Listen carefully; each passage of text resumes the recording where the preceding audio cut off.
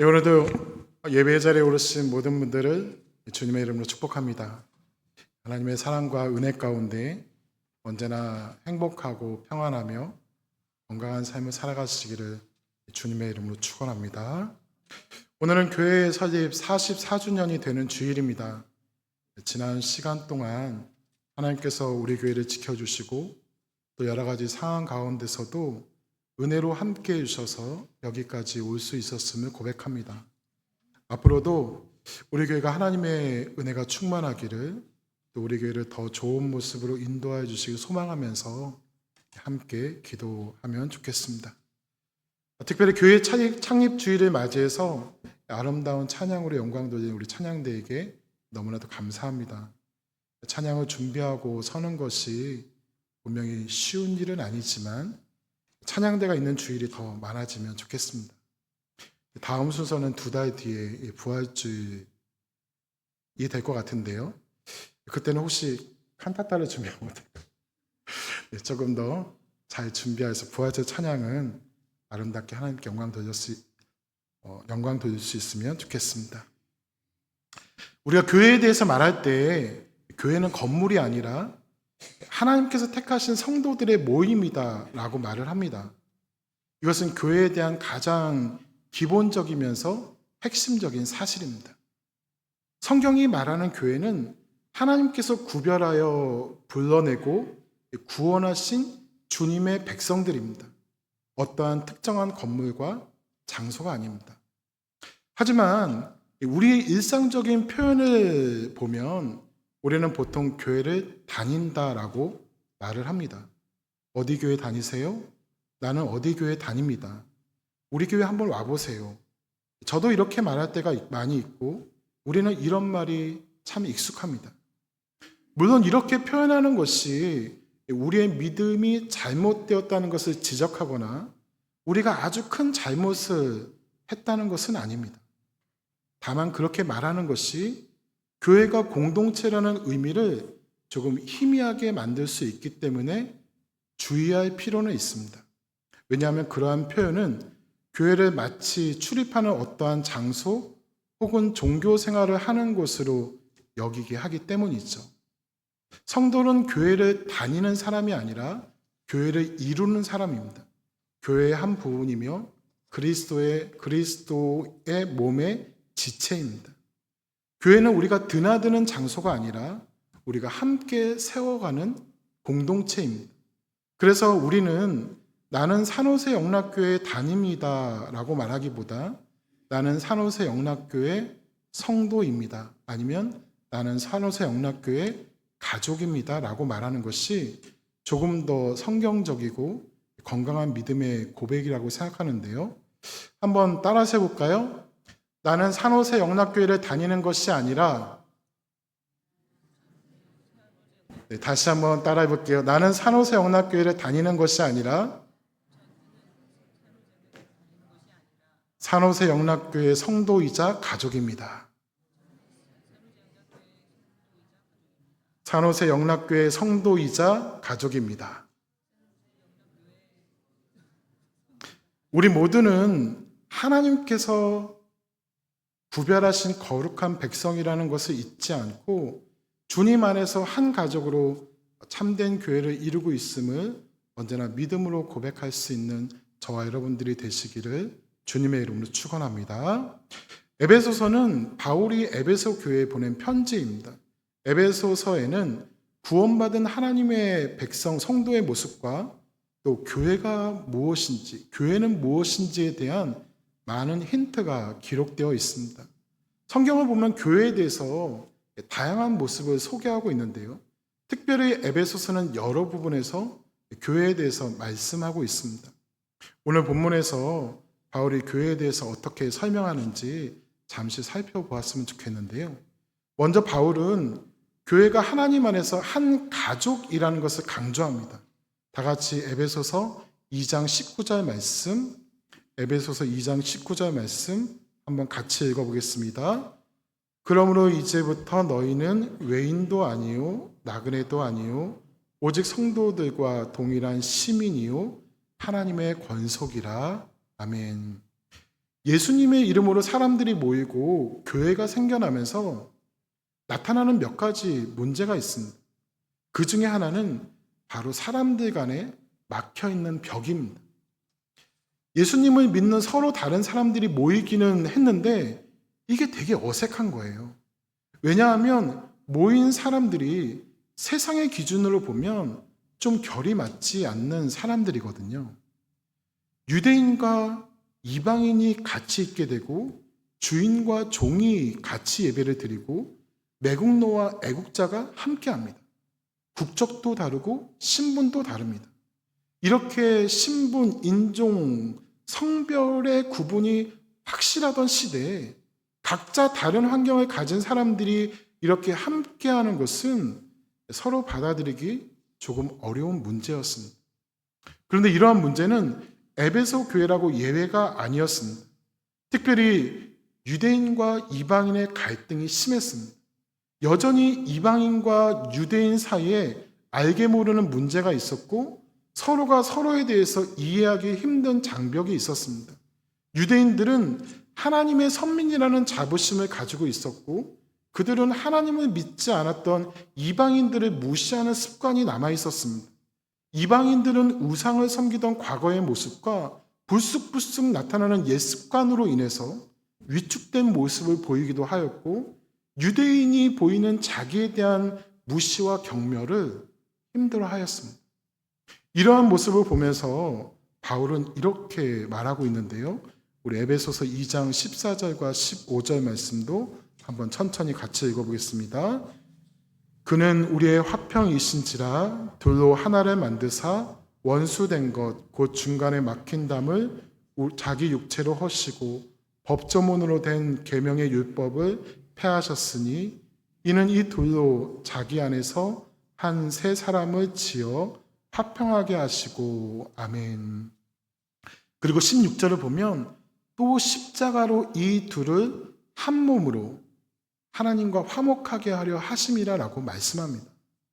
바울은 예수님께서 이 땅에 오셔서 십자가를 지신 이유를 하나님과 우리 사이를 화목하게 하시는 것뿐만 아니라 유대인과 이방인, 사람과 사람 사이에도 화목하게 하시기 위함이라는 것을 전하고 있습니다.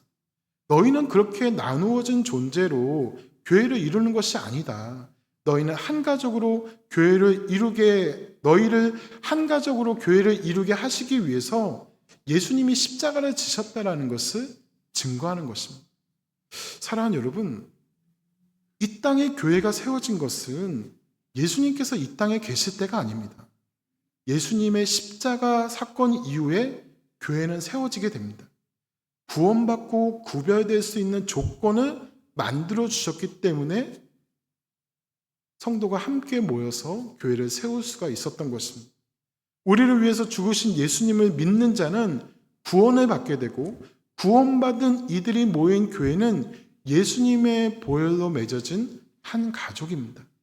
그래서 교회는 인종과 성별과 신분을 초월합니다. 그러한 것이 우리의 한 가족됨을 막지 못합니다.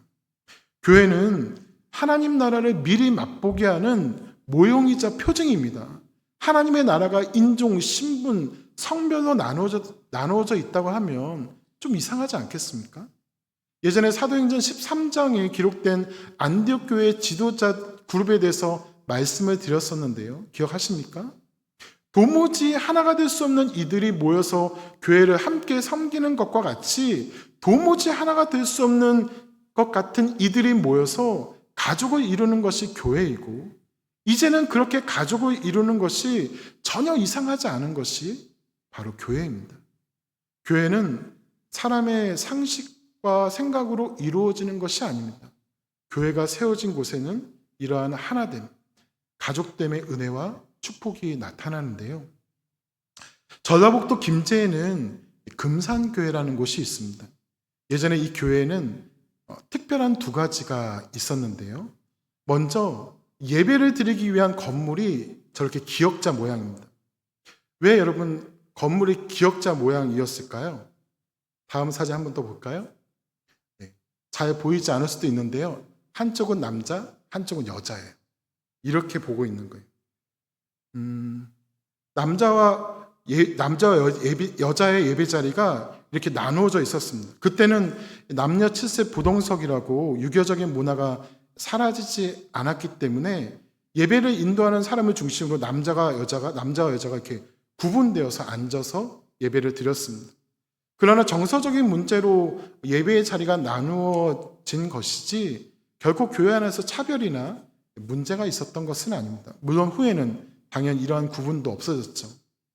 그리고 또 한 가지 특징은 바로 그 교회의 리더십입니다. 그 교회는 조덕삼 장로님이라는 분이 있었는데요. 이분은 이 김제 지역에서 지주이자 아주 큰 부자였고 이 금산교회를 설립하는 데 아주 상당한 기여를 했던 분이었습니다. 이후에 교회가 이제 크게 부흥하게 되면서 첫 번째 장로를 선출하게 되었는데, 그리고 당연히 이분이 뽑힐 줄 알았는데 장로 투표에서 자신의 집 머슴 종이었던 이자익이라는 사람이 나중에는 목사님이 되시는데, 이 사람이 자기보다 먼저 장로로 뽑히게 되는 거예요. 나이도 그 당시에 조덕삼 장로님은 41살, 이자익 목사님은 27살입니다. 여러분, 이것은 그 당시에 사회적인 분위기나 신분으로 볼 때 말도 안 되는 일이었습니다. 종이 주인을 이겨? 나이가 14살이나 어린데 세상적인 관점에서 볼 때 이것은 도저히 용납할 수 없는 일이었습니다. 그러나 조덕삼 장로님은 그 결과를 겸허히 받아들입니다. 그리고 이자익 목사님의 인품과 믿음과 심령의 뜨거움을 보고 신학 공부하는 것을 후원하고 목사가 되도록 도와주었습니다. 그리고 이후에 이 머슴이었던 조덕삼 장로님의 머슴이었던 이자익 목사님은 금산교회 담임 목사로, 조덕삼 장로님은 목사님을 곁에서 돕게 됩니다. 여러분, 그 당시가 1908년 정도 되는 때였습니다. 주인과 머슴이 동석하고 경쟁하는 것은 말도 안 되는 때였습니다. 감히 머슴이 어떻게 주인과 대등한 위치를 가질 수가 있겠습니까? 주인은 또 절대 머슴과 같이 하지 않습니다. 단지 부릴 뿐이죠. 그러나 교회에서는 그렇지 않았습니다. 왜요? 교회는 가족이니까요. 그들은 한 몸을 이룬 교회였으니까요. 예수님께서 그들을 하나로 만들어 주셨으니까요. 예수님께서 그들 사이에 막힌 담을 허물어 주시고 서로 사랑으로 연합하게 해 주셨으니까요. 예수님은 우리에게도 동일하게 그렇게 해주셨습니다. 그렇게 이제 우리는 더 이상 교회 공동체 밖에 있는 외인이 아닙니다. 소속이 없는 나그네도 아닙니다. 우리는 동일한 시민이자 하나님의 권속, 하나님 안에서 가족입니다. 우리가 주님 안에서 한 가족된 교회임을 잊지 않고 살아갈 수 있기를 소망합니다. 우리가 하나님의 집 안에 함께 거하는 믿음의 가족임을 잊지 않았으면 좋겠습니다. 그런데 여러분, 가족으로 살아간다는 것이 어떠한 의미인지 아시죠? 가족만큼 지지고 볶고 싸우는 이들도 없습니다. 저희만 그런가요? 즐겁고 기쁘고 행복할 때도 많이 있지만 속상하고 힘들고 미안할 때도 얼마나 많은지 모릅니다. 왼수 같고 미운 짓하고 죽어라 말을 듣지 않아도 가족이잖아요. 어찌 마음에 드는 행동과 생각만 하겠습니까? 그래도 가족이니까 함께 살고 사랑하고 기도하며 같이 다독이면서 사는 것 아니겠습니까? 한 가족을 허락하신 하나님의 뜻이 있다는 것을 믿기에 오늘도 우리는 함께 사는 것이죠. 본래 사람이란 철저하게 나 중심으로 살아가는 존재입니다. 그러나 이제는 하나님 아버지를 모시고 영적인 형제 자매들과 함께 살아가는 법을 배우며 살아가는 교회로 우리를 인도하셨습니다. 우리가 서로 사랑하고 더 깊이 헌신하고 우리 모두가 성숙하기 때문에 하나님의 가족이 된 것이 아닙니다. 이미 우리는 하나님의 가족이기 때문에 우리는 서로 사랑하고 믿음의 삶을 함께 나누는 것입니다. 이렇게 교회는 주님 안에서 한 가족을 이루는 공동체입니다. 가족이라고 생각하면 조금 모자라고 이해하지 못할 행동도 하고 조금은 섭섭하게 해도 그래도 이해할 수 있습니다. 그런데 우리 교회는 그냥 그러려니 생각하는 가족이 아니라 더욱 사랑의 수고를 아끼지 않는 그러한 가족이 되었으면 좋겠습니다. 베드로전서 4장을 보면 사랑은 허다한 죄를 덮는다고 했는데, 이것은 사랑은 죄와 상처가 관계를 망치지 못하도록 덮고 회복시키는 능력이 있다는 의미입니다. 그렇게 가족에게는 진정한 사랑이 필요한 것이죠. 사랑하는 여러분, 한 가족된 우리가 서로 사랑하며 온전한 교회를 이룰 수 있기를 주님의 이름으로 축원합니다.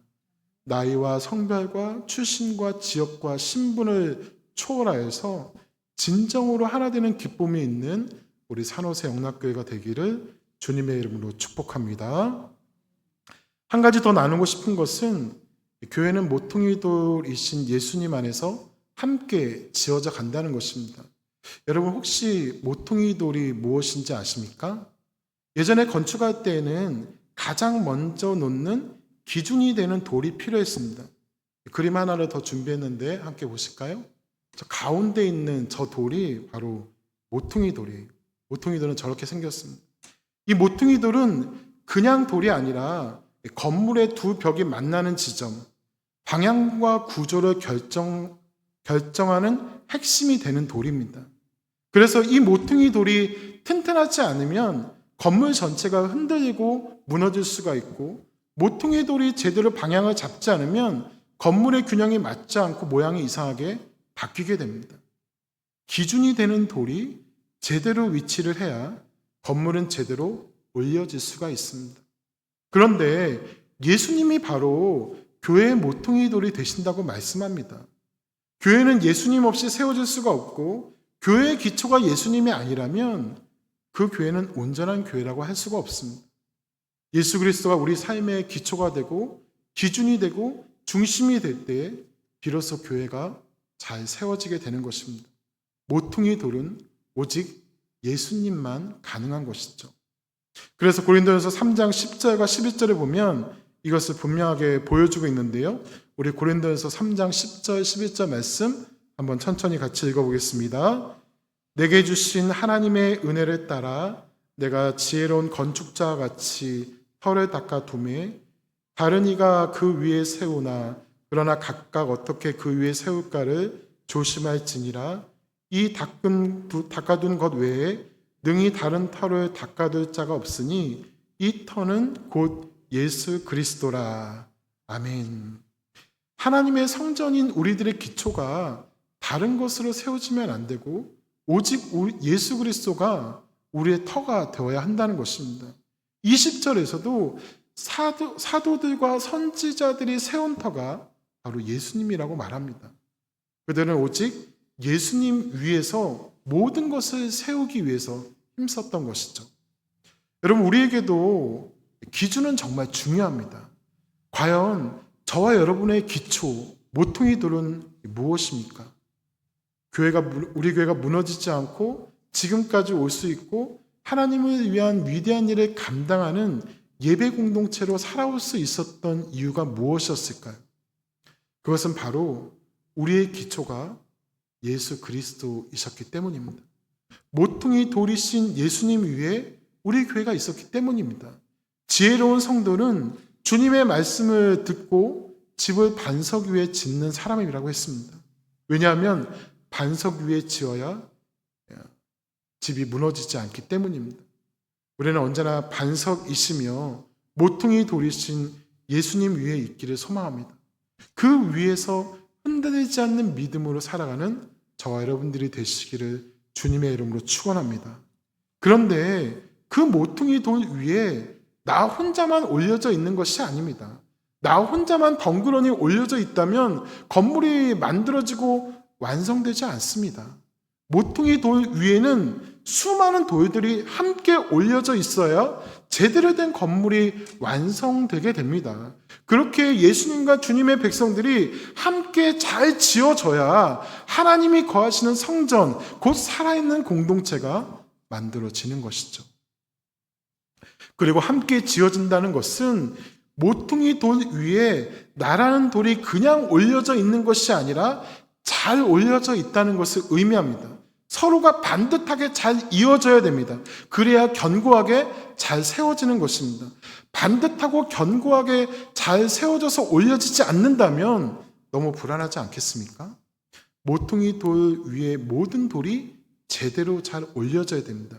그렇다면 우리가 잘 올려지고 잘 지어지도록 그 돌을 누가 하나씩 올려놓으실까요?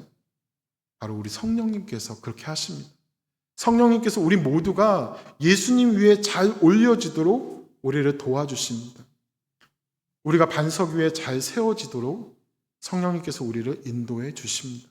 하지만 문제는 우리가 때로는 그 성령님의 인도하심에 순종하지 않고 버틸 때가 있다는 거죠.